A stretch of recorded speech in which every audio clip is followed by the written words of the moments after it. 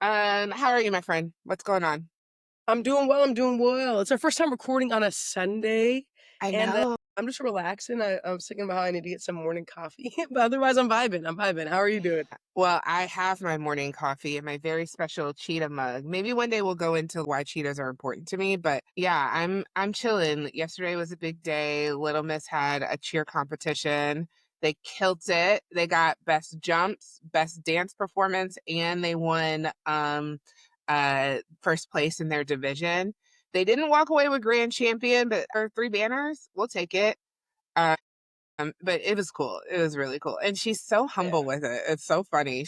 People are like, "How did you do?" She's like, "We did good." I'm like, "Girl, you a winner. You a champion. What are you talking about? You got three banners to put in the gym." His daughter is a rock star. She is She's really cool. multi-talented, and she also tells it like it is, okay? She will never, like, lie to you to make you feel better. She will tell you what's going on, and I love that about her. 100%. 100%. I feel like sometimes I'm like, okay, girl, I think that later I'm going to have to teach her about like filter. Feel about something in this Yeah, way. Yeah, yeah. yeah, yeah, that's fair. So, but I don't know. Maybe there's other parents who have a different approach and that'll work too. Yeah. She actually asked about being on the pod, so we'll see. I told Cass we should do a mother-daughter episode with my mother and her daughter and do a little cross-generational talk, so I hope we'll have, I her think little one so. on here. Listen, Yeah. Ben She's Alpha coming in hard, coming in yes! hot. Her daughter is the wise auntie in my life, so I'd love for the audience to get to learn from her too, so, I love that. One day, yeah. one day. Okay, Yes. so it is fitting that well, check out the shirt. You gotta show the people the shirt. Jesus is Jesus is an anti-racist. anti-racist. And it is Yes. very fitting that we're recording this on a Sunday morning because growing up, Yes. Sunday mornings were reserved for church and Yep. church activities. So we're going to talk about Black girl church recovery and spiritual reclamation, which is your jammy jam. It is, it is. And it's actually how we met, right? Yes. So I, slid into the DMs asking about, not like that, y'all.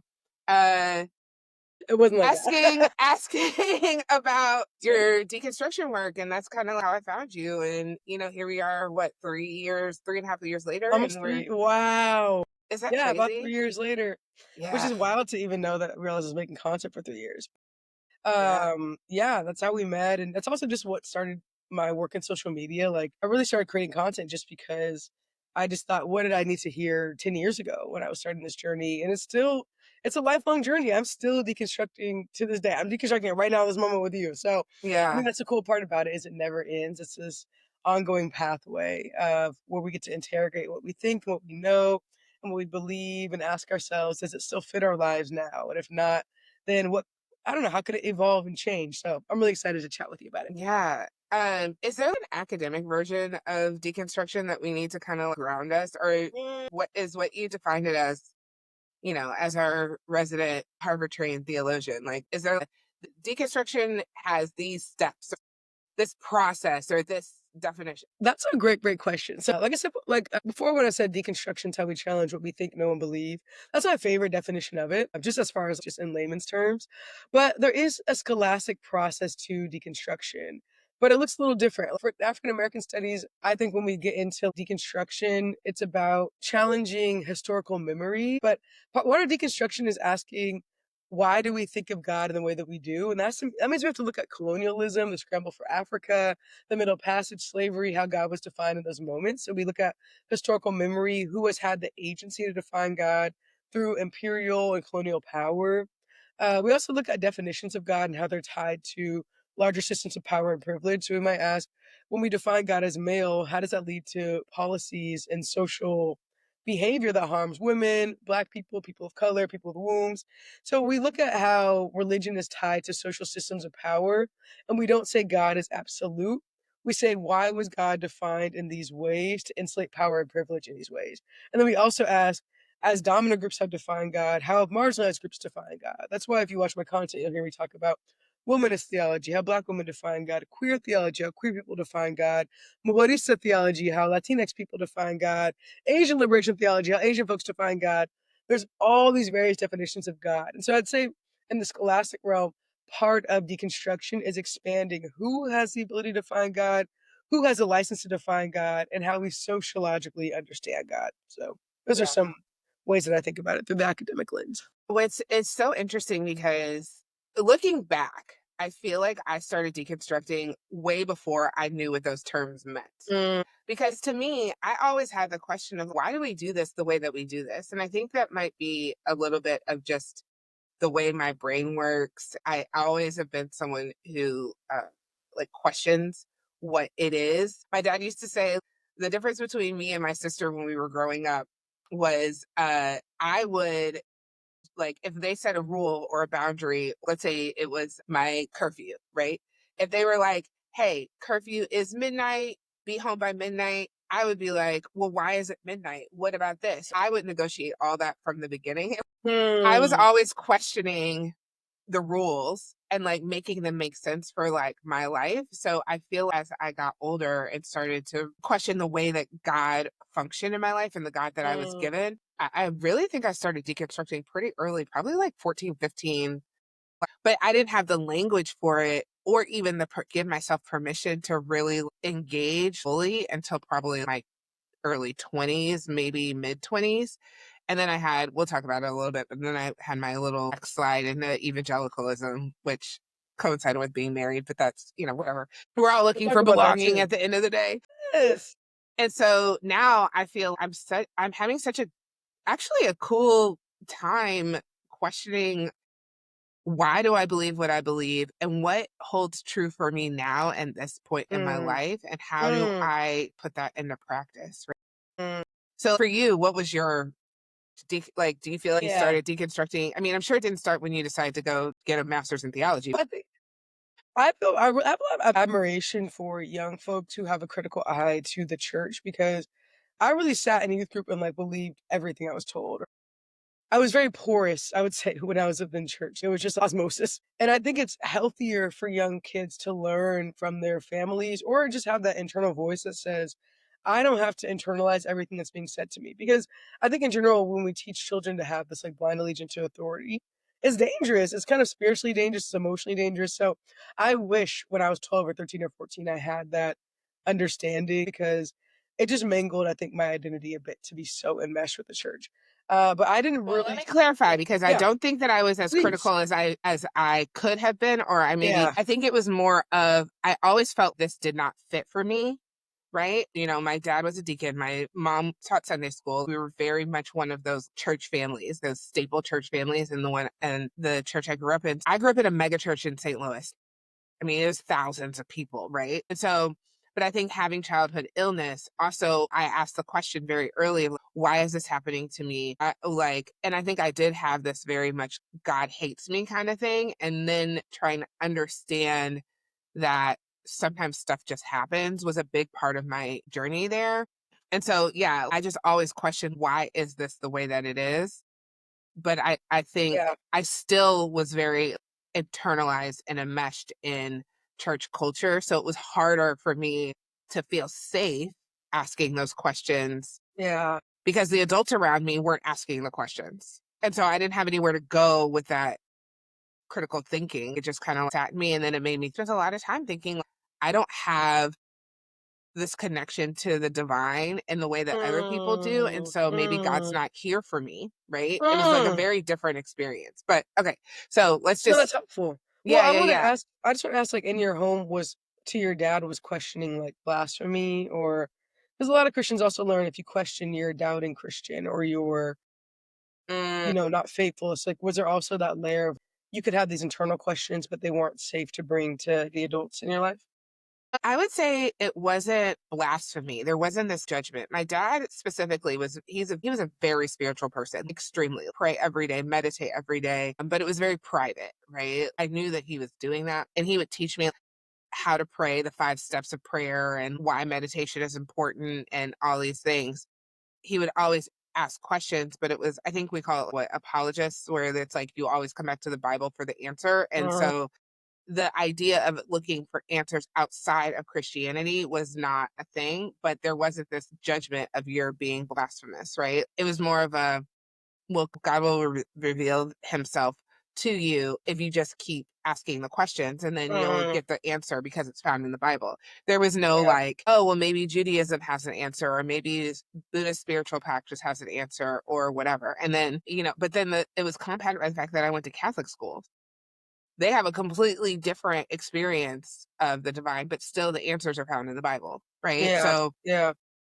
it wasn't explicitly, you have to do this and don't ask questions. It's like, yeah, ask questions, but always go to the Bible for the source. And then when I went to college, because I went to Catholic University, so when I took history of Christianity, right, then I was like, wait, the Bible was written by people at certain specific times, and there's things that were omitted and things that were added. And this is a footnote that everybody thinks is, you know, the voice of God, but some man put it in the margins and now we believe it. What?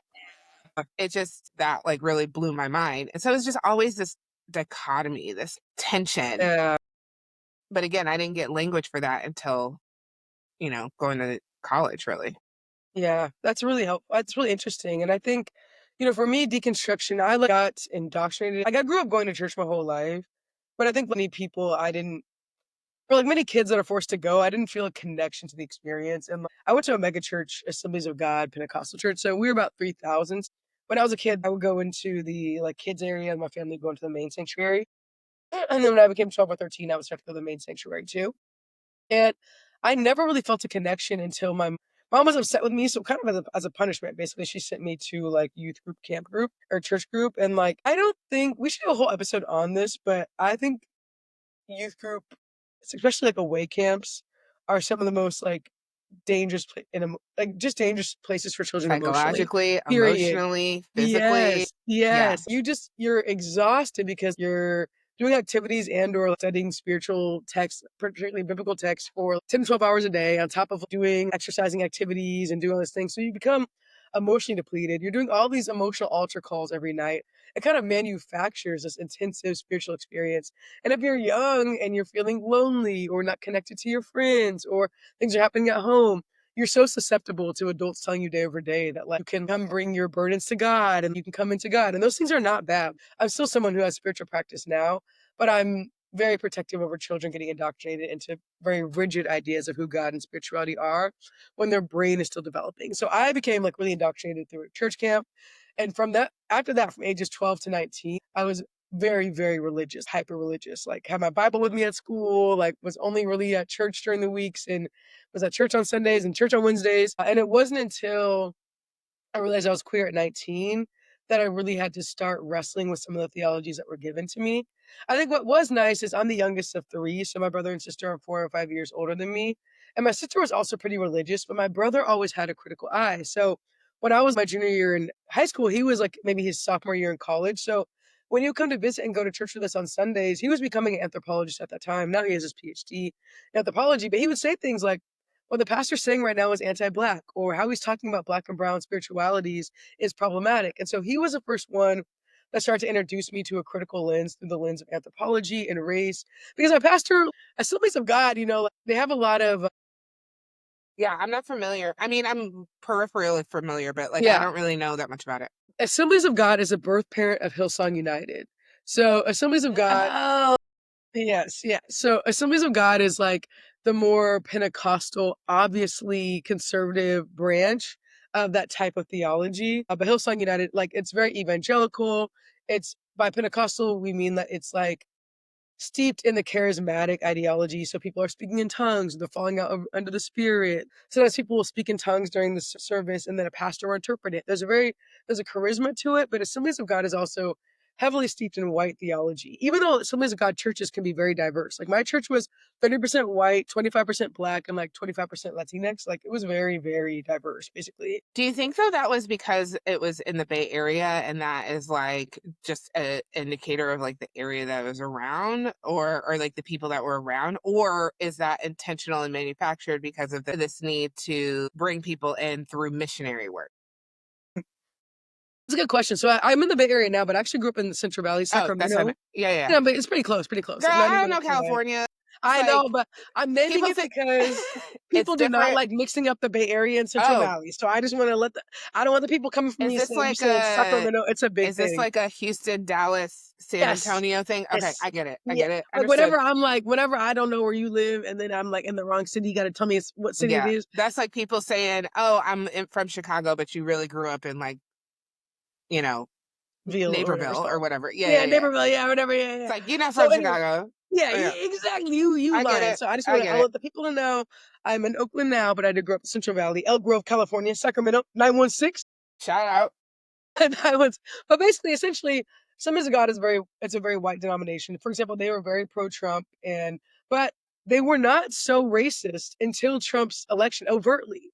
So that was really interesting. Is like growing up in this church that had a black choir director, majority black choir, only really had the biggest aspect of whiteness in the church that we had a white head pastor, but our junior pastor was a Latino man, and then our choir director, as mentioned, was a black man. So it felt multicultural until politics came clearly into the church through Trump.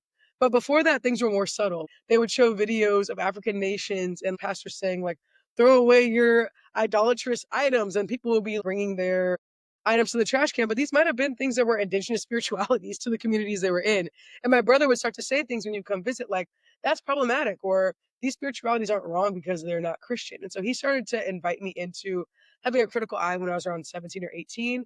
It started to help me realize I could challenge what was in front of me. I didn't even know I could do that because I wanted to be faithful to God, and I had learned that meant believing everything my pastors say. And then when I was 19 for the first time, I was thrown into theological tension in my own body because I realized I was queer. And then that same year was when my church started becoming pro-Trump. So my queerness and my church being overtly racist at 19 was really what catapulted me into deconstruction and brought me into kind of my slow journey to where I am today.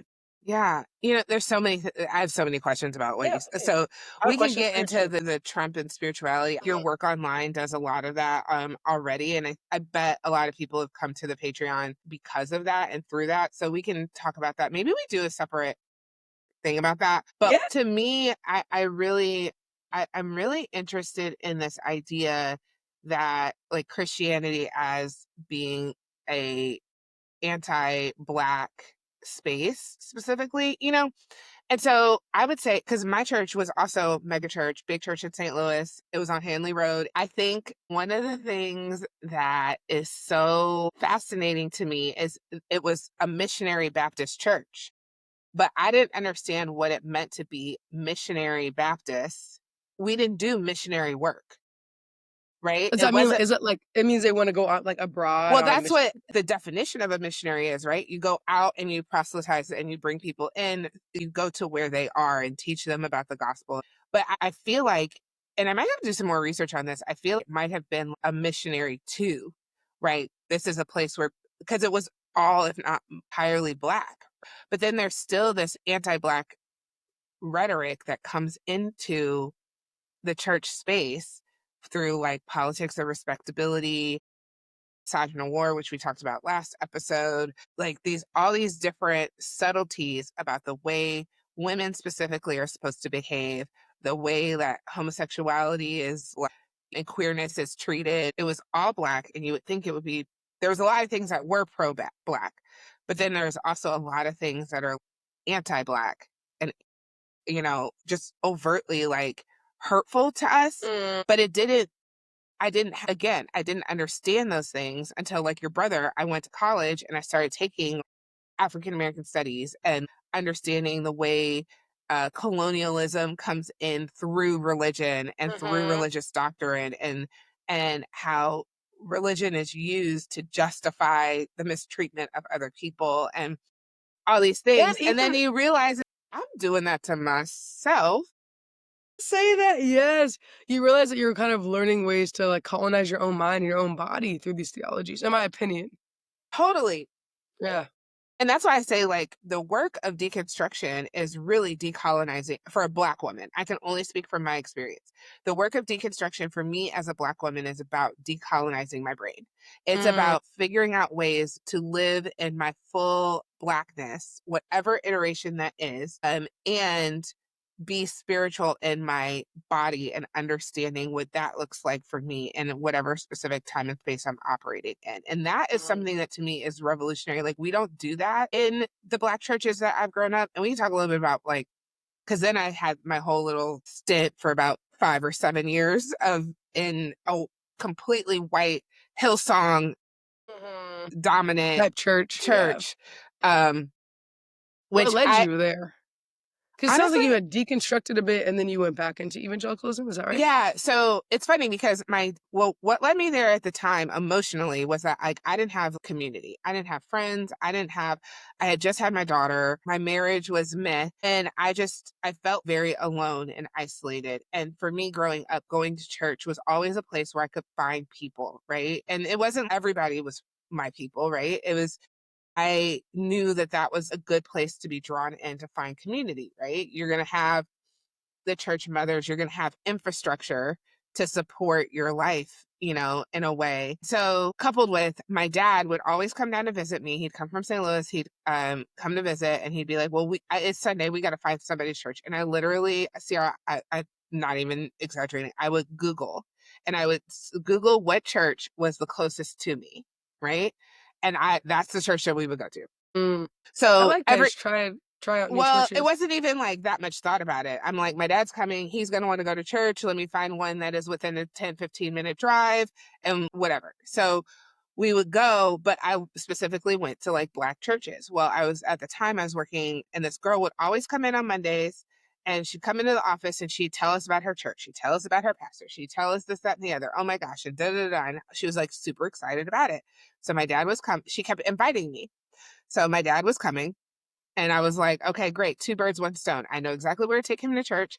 And I know this girl will stop inviting me to go to church because I'm going to go visit her church. And now I don't have to hear about it anymore. I was not interested in being in a church. That was not.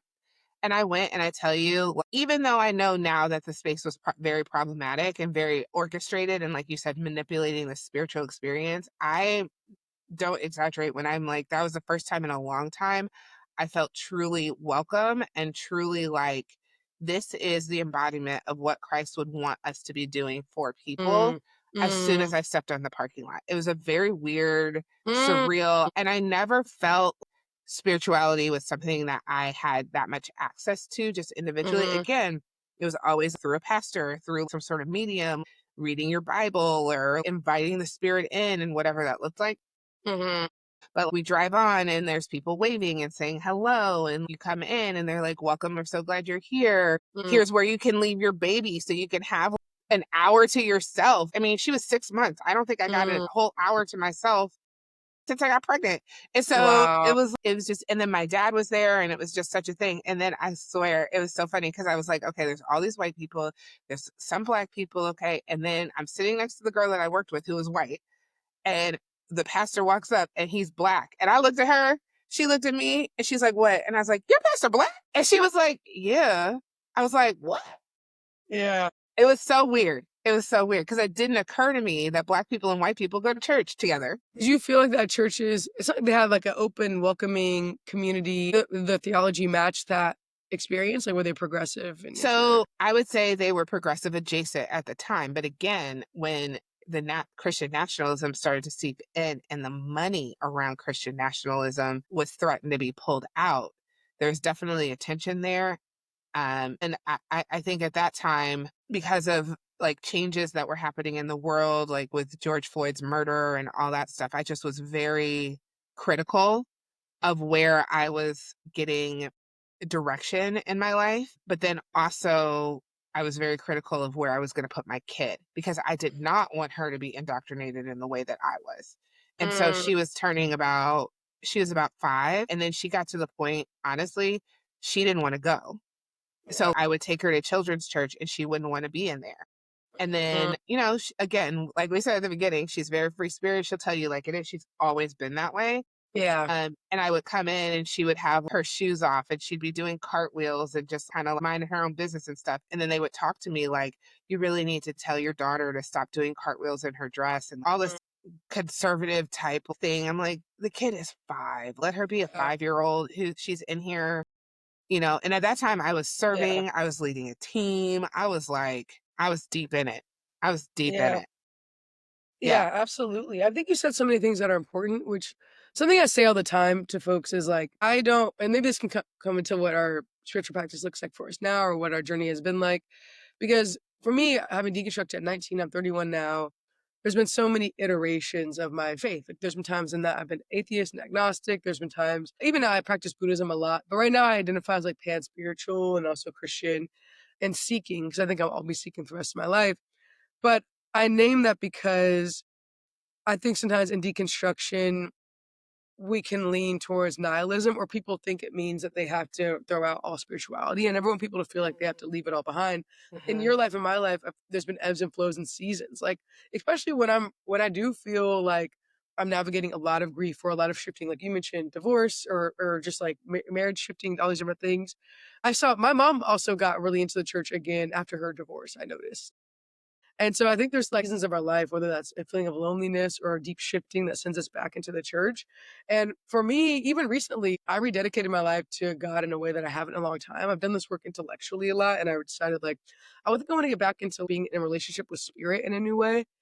And I name all that because like religion is a social determinant of health. We see how it connects to our well-being, our sense of connection to others, a sense of connection to the earth, to purpose. And I think what deconstruction has taught me over 12 years now is how to safely engage in spirituality again. And I think folks will be in different parts of that journey. Sometimes deconstruction is walking away from all faith because you need time just to interrogate your beliefs without being steeped in a church environment. Other times for me, deconstruction has been going to churches that have gay pastors and Black women pastors and finding a new perspective of God. But I'm curious for you around your deconstruction journey, like, has that led you back into a faith practice? Has it kind of been like me, where there's been this It's funny spectrum of because going in and going out? you And what's always that look come with a question, and I was going to ask you, okay, but how do you do Okay. that? I feel like there's a desire to and a want to be more spiritual, but the only thing that I truly have is this very, like I said, apologetics kind of like engagement or nothing at all. One of the Yeah. things that I have always loved, secular, Christian, whatever, is music. Like music and dance and movement and understanding your body has always been a big part of like, what I enjoy. Just I'll put on just random music and just like dance around the house by myself. I had a friend that the same girl that invited me. We would like have a bad day at work and we would put on some music. We'd close the office door, put on some music, and we would I just like like that. dance it out, and just like, okay, you're having, or like we'd get really upset and like just being in touch. That's always been a thing. And I find myself Mm-hmm. now even listening to like some of the religious music that I used to really love and enjoy, the Kirk Franklin's, the Fred Hammonds, the Marvin Sapp, which we know, Donnie whatever. McClurkin. I'm just kidding. I'm just kidding. Also, there's two layers there. One, listening to it is very triggering, right? Like it's very Mm-hmm. like, because now I'm hypercritical of the words, and I'm like, I don't want to ingest those words in my spirit because I'm trying to again decolonize my mind. Mm-hmm. And then also watching them deconstruct in real time in public, Donnie McClurkin and Kirk Franklin specifically, or those who have doubled down, talking about Marvin Sapp and Fred Hampton specifically, or not Fred Hampton, what's his name? Yes, I don't yes, know. that's his name, Okay. whatever. Yeah. And so watching those that are really diametrically opposed, like you've got like ones who are doubling down and saying, no, like women are bad, da, da, da, and all these other things, lock the church doors so that I can get my money kind of shit. Hide And your then kids. hide your kid, right? And then you've got Donnie McClurkin who's like, yeah, I realized I was never going to have a partner because I'm gay. Like, Mm-hmm. it's just kind of, and so having those layers, I'm still in a place where I really don't have an answer. I just try to trust where I'm at right Mhm, now. mhm, So I guess mhm. like maybe my question for you would be, what has brought you to a place where you're comfortable? Because even the language of rededicating my life to Christ or to God or whatever, like Yeah, to God, me yeah. is very like, It sounds like Christo it or like sounds conservative. Christo conservative because I Mhm, did get rebaptized. I mhm, did like mhm, as an adult because when I got baptized the mhm, first time, I was like 10 maybe. mm, And so as an adult at what, like 30, I guess I was like 36, 37, I mhm. got rebaptized and I felt what it looked like to the external folks around me and like the celebration of, oh, she's deep in. It was more of, I'm in a place where the things that I used to need are no longer serving me. And I want that like rejuvenation of the baptism, right? And I guess I just answered my own question. It's I went all the way around. I already knew you were gonna You get there. I knew you were gonna take you us there. Mhm, mhm. I'm just sitting here like, and you're like, I'll wait. yeah. I It's knew there the was, wisdom it's there the that I wanted to come from. taking the things that may overtly look a certain way and reclaiming them for myself. Because I think every single religious, because Yes. like you think of like Judaism and like the mikveh, I love that. I love that ritual of like the going into the water and submerging yourself and coming out new and doing that in a renewal and a consistent, I mean, that's ultimately reframing and reclaiming your life, right? That's something that we as adults have the right to do every single moment that we decide. And so having a ritual around that is beautiful. And what it means to outside folks and what it means to me might not be the same. I think for me right now, Absolutely. it's making sure that I'm paying attention to my triggers because I do have some very real church trauma. And that's not the same as church hurt. So please like miss me in the comments with like, well, not all churches are the same and like you just didn't Yeah. find the right place to find God and blah blah blah. Like, okay, I've been to hundreds of church experiences, thousands probably. But there's some real trauma around that indoctrination and understanding there are some things here that I do enjoy and I still Yeah. want to experience. Even being out in nature and going camping, to me, that is a spiritual practice, right? Um, and so, yeah, I don't know. Did I answer your question? I don't know. First of all, you answered my question beautifully, but I think, yeah, I think you answered some things for yourself about what Yeah. does a reclamation process of I love spirituality you. look Like we like. have to like I don't even it's like it's like a you're a really good pastor. I appreciate that. Well, I'm glad. I'm very glad. Thank you. Well, there's a few things I want to say, which is one, what is beautiful about deconstruction is it shows us how much we can answer for ourselves. I believe no matter what, like, even if like someone's atheist, I think that we all have this deep worthiness and knowing and intuition and spirit within ourselves that's connected to something beyond us. Reverend Jackie Lewis talks about how like traditional religion, there's this gatekeeping of God where we think like the true heart of God only lies within our pastors. And then we learn like, especially women, you learn that you can't access God in the same way because you're a woman. Or if you're queer, you learn that like God doesn't exist in you because you're queer. So you have to outsource your access to God. And I think deconstruction brings us back to where God is within us and our understanding that we also have the ability to discern when we're getting a message, if we think God lives in that message or not. You know, like when I was younger, I thought God lived in the messages of my conservative Assemblies of God church. Now, having deconstructed, I probably would go in and poke a lot of holes in the way that they preach, or the way they teach. So I think deconstruction, it grows over time and we gain our own confidence and our ability to know and understand who God is for us. I think something that makes me mad is when people frame deconstruction as lukewarm Christianity, this idea of cherry picking God. My favorite quote is by Zora Hurston, where she says, "Gods always behave like the people who make them." And I hate the implication that only white people have access to the true God and every other community is making up or fashioning God. We are all defining and redefining God through social consensus throughout time and history.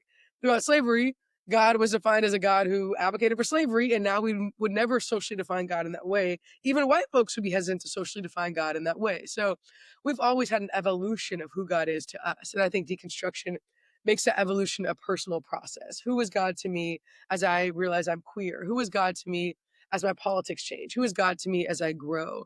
And I think when I talk about rededicating my life to God, I don't mean in the traditional conservative Christian way of God, now my life is yours and I need to get rid of all of my sin and there's nothing in me. I think when I was younger, Give dedicating my until life. you have nothing Yes, left. Like yes, yes, yes. I think that original sin theology, this idea nothing good is in me. And therefore I have to go to God to find some sort of goodness or worthiness, I think is a toxic theology. I think that all of us are born worthy, whether we serve a Christian God or a Jewish God or Muslim God or Buddhist God or Hindu God, like we're all born worthy. That's not tied to that. But for me, I rededicated my life to God in the sense of saying, throughout my 12 to 13 years of deconstructing, I think I've also, in some ways, developed a little bit of a small anxiety because I felt like I have to manage my life all on my own. I forgot that universe and divinity and spirit do meet me, do guide my life, are a part of it. And I went through a lot of hardship and loss the last couple of years. And that humbled me in a way of realizing I don't believe that God is homophobic or problematic. And I don't believe I need God to be worthy because I'm bad.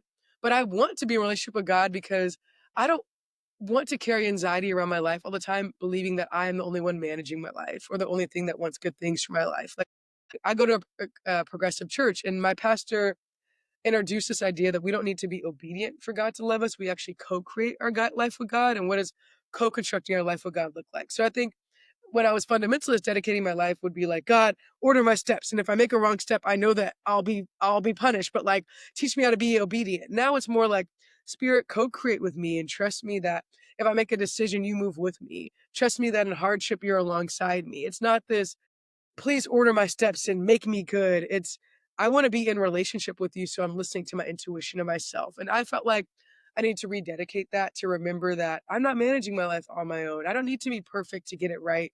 I'm in relationship with a divinity and a universe that loves me. So that's kind of what Yeah, rededication has meant for me. that's great. So I think we need to close out. So last episode, you asked me what is spiritual descent for me. So I'm going to ask you a flip of that.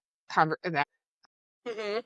What does sacred connection look like for you now? And how are you building community care and spiritual nourishment right now? What a beautiful question. Then I'm turning it back to you, Cass, because you like asking me a question. I like asking you a question. Question. Girl, I don't have no answers. That's the thing. We are on this podcast together because you have so many answers and I because, know. like, you are like a spiritual guide in my life, like a spiritual mentor to me. Like, you bring so What? much to myself. That is Something I've looked wild. I would never have thought through. that. It is so no, it's genuinely true. Like, Cass knows Oh, thanks, friend. I really dealt with shame a lot last year and, like, something that I love Do about shame, honey. Cass. Uh-uh. Yes. No, that That's that one thing has my dad, there we go. he would say, there's two things I don't do well, shame or guilt. What? Yes, And it took me, yes. he would say that forever. And then, Mhm. like, it took me probably until after he passed to really, I'm like, oh, I ain't got to walk around with none of this shame. None of this belongs to me. I don't need it. It's not serving me. And you know what? Maybe I feel guilty, but like, that's not something I'm going to hold on to forever. Right. Like, Yeah, and you when taught my me that. therapist told me, and then we'll go back to the question. When my therapist told This me, is important. guilt is that I did something bad.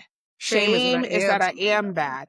bad. And then taking it a step further is this shame that I am putting on myself, or is this shame that someone else is putting on me?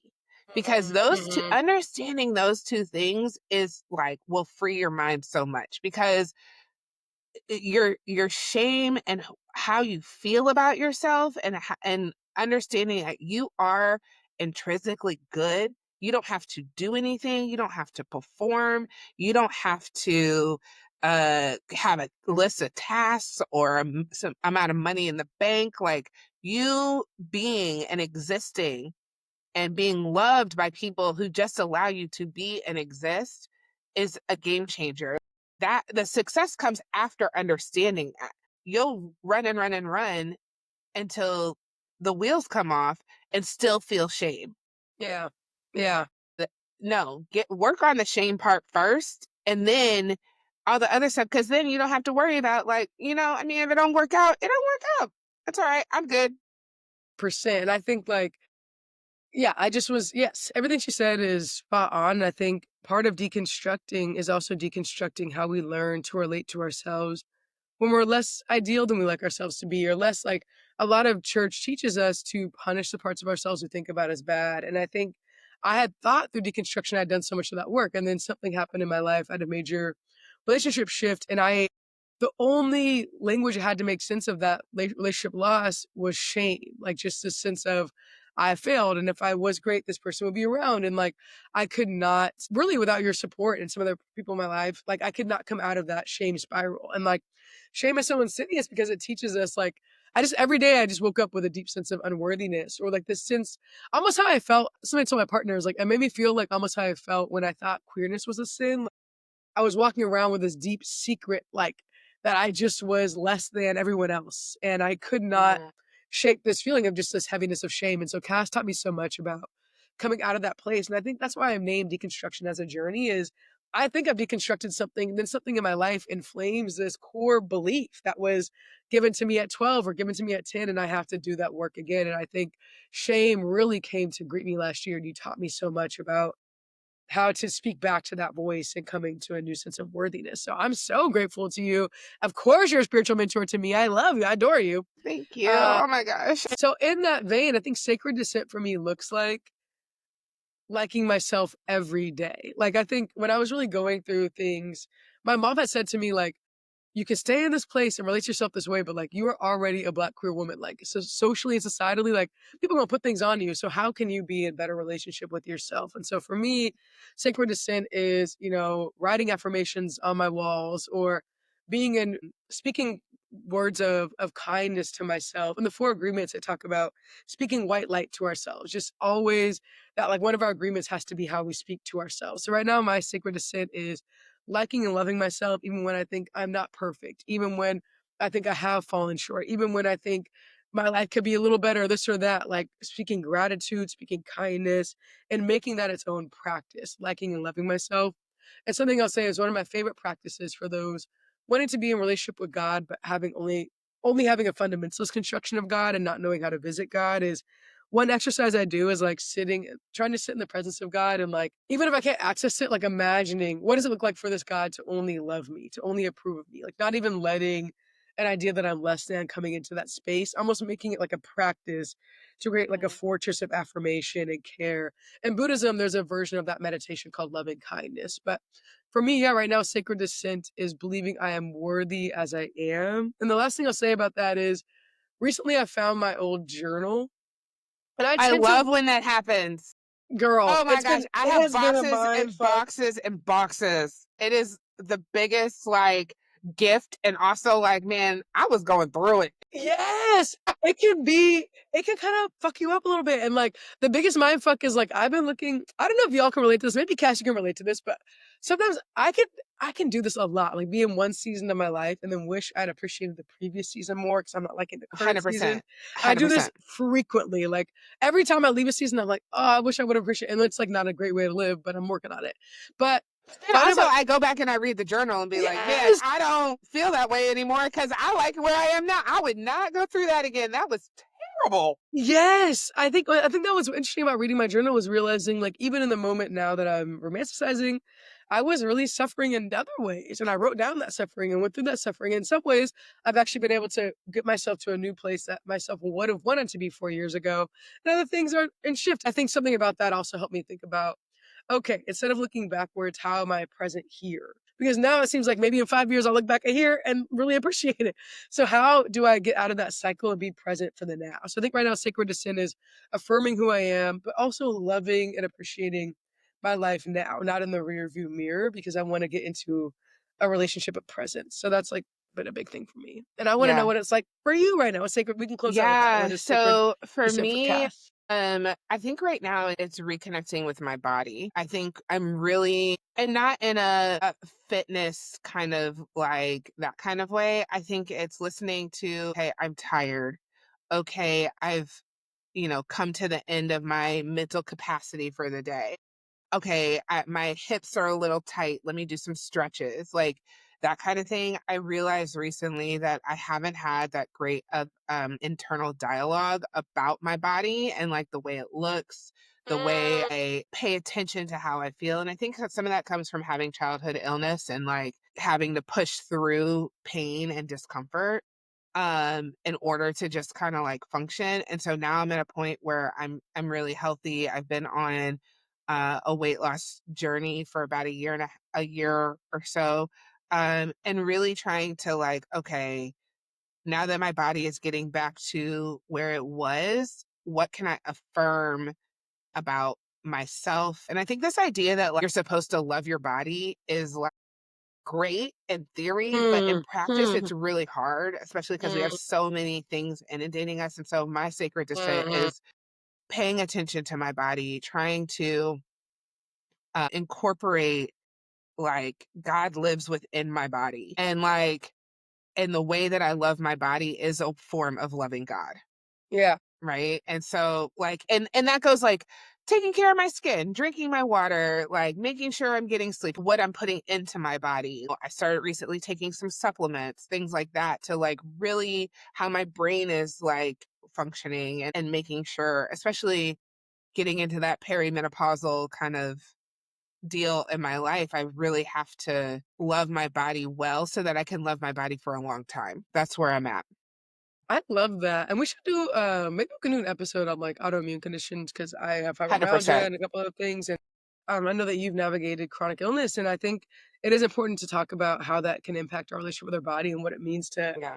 come home to our bodies. I think that's such a just so beautiful, and I think so many, particularly women identified folks who relate to that. Even me, like, I've always had a really good relationship pretty much how my body looks, and coming into my 30s, I felt a little more insecurity around those things and kind of trying to come back to really liking and loving how my body is, and Yeah. I think we can even do I'm gonna do a video on this week, and I think we can do an episode on this too, but even how churches can be so ableist. What does it mean that we have a church culture where if someone's in a wheelchair user, pastors are praying over them? If someone has chronic illness, they're being prayed over versus being seen as good in their In current their own, body. yeah. And I think we have this ableism culture within our churches too.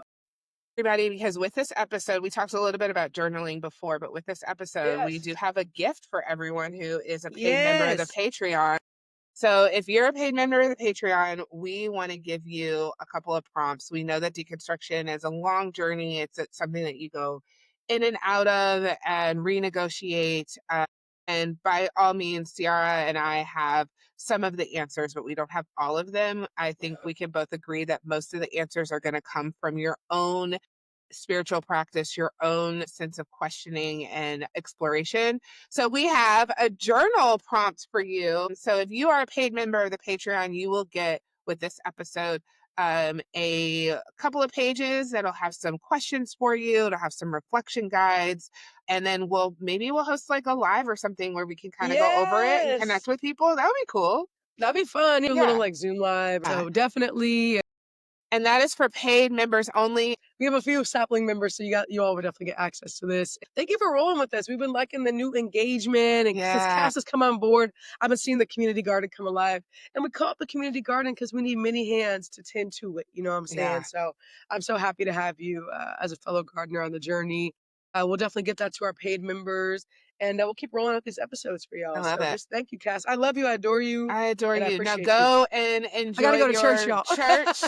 I Enjoy gotta go to church. church. I'm gonna put some music on and I'm gonna clean the house and you go to church and you be in community. Yes. Bye, folks. If today's conversation resonated with you, don't forget to subscribe and leave us a review. It helps more people find this space of exploration and connection. And if you want to go deeper, support us on Patreon. Your membership helps us keep these conversations going, and it gives you access to exclusive content. Because this isn't just a podcast, it's a community. And no matter where you are on your journey, we're right there with you.